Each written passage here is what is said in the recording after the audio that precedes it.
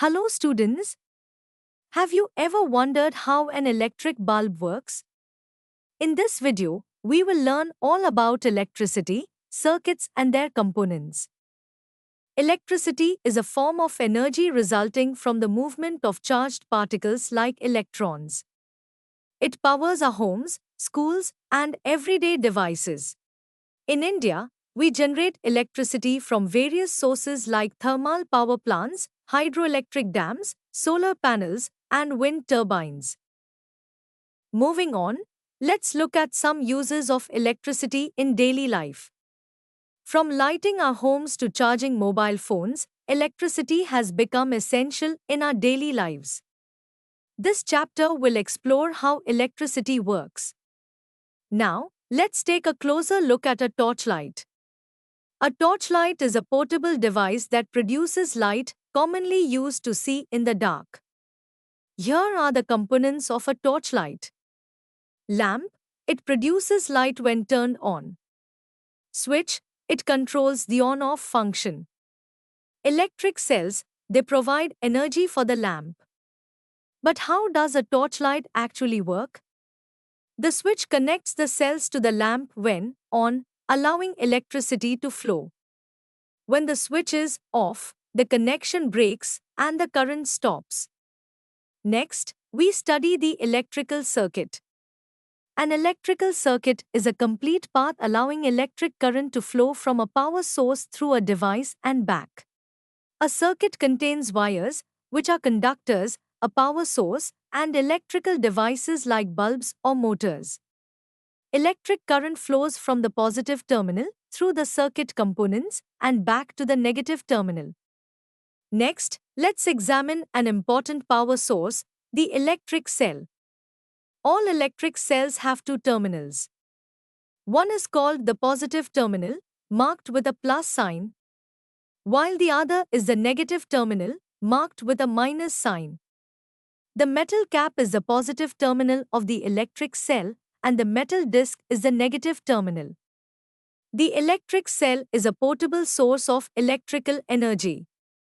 Now, what happens when we need more energy than one cell can provide? That's where a battery comes in. A battery is a combination of two or more electric cells connected together, with the positive terminal of one cell connected to the negative terminal of the next. This arrangement allows electrical energy to flow through a circuit effectively. Multiple cells connected as a battery provide energy for longer duration and greater power, making them essential for portable electronic devices. Proper cell arrangement is crucial. Incorrect placement can prevent electricity from flowing and cause the device to stop working. Let's now study the incandescent lamp. It features a filament connected to two thicker wires for support. One wire connects to the metal casing at the lamp's base, and the other wire attaches to the metal tip at the base's center. These connections form the lamp's two terminals. The terminals are positioned in a way that prevents them from touching each other. When electricity flows, the filament heats up and emits light. Now, let's study LEDs. Electric lamps have evolved significantly from traditional incandescent versions to modern LEDs. Incandescent lamps use filaments that glow when electricity passes through them. Light-emitting diode lamps have two terminals, positive, longer wire, and negative, shorter wire. LEDs come in various colors and shapes, making them versatile for different applications. They're increasingly common in devices like torches, where one or more LEDs serve as light sources. Understanding cells, batteries, and lamp varieties helps explain how these components work together to produce light. Now let's understand what's involved in making an electric lamp glow. Electric cell provides electrical energy from chemical reactions inside. Incandescent lamp uses electricity to produce light through its glowing filament. Cell holder securely places the electric cell in the circuit. Electric wires connect components and allow electric current to flow. But how does the circuit work? Cell terminals connect to the lamp through the electric wires. Electric current flows from the negative terminal through the wires into the lamp. The filament heats up and produces light, but only when the circuit is complete. Next, we'll explore the electric switch. A switch is a device that controls the flow of current by completing or breaking the circuit. On position, the switch closes the circuit and allows current to flow. Off position, the switch opens the circuit and stops current flow. A switch can be placed anywhere in the circuit. In a torch, sliding the switch completes or breaks the circuit.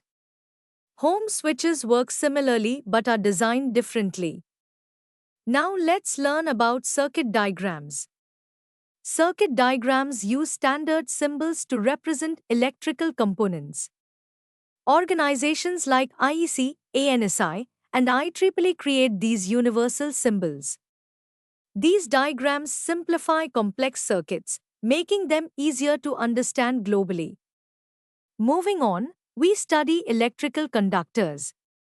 Conductors are materials that allow electric current to flow easily. Examples include copper, silver, gold, and aluminium. Copper is most commonly used because it is less expensive and easily available. The best conductors include silver, copper, and gold. Even the human body can conduct electricity. This is why proper insulation and safety practices are so important. Let's now discuss electrical insulators. Insulators are materials that do not allow electric current to flow. Examples: plastic, rubber, glass, and wood. Insulators protect users from electric shocks. Common examples include plastic scales, erasers, and candles. Insulators are used for covering wires and making plug tops. Finally, let's learn about the types of electricity. Direct current, or DC, is produced by batteries. It is used in small devices like torchlights and phones. In DC, current flows in one direction. Alternating current, or AC, is the type of electricity we receive from power plants to our wall sockets. It is used for larger appliances. In AC, current changes direction periodically. Let's end with a quick summary. Cells have positive and negative terminals. Multiple connected cells form a battery. Incandescent lamps have filaments. LEDs glow only when correctly connected. Circuits provide paths for current. Switches control current flow. Conductors carry current. Insulators block it. Always remember to handle electrical devices with care. We hope that you have understood the topic. You can now study chapter notes, watch video lectures and solve MCQ tests of this chapter on EduRev to ensure you score well in your school exams. And that's not all. You also get amazing courses for maths, science, English, Hindi, and much more for class 4. Thank you.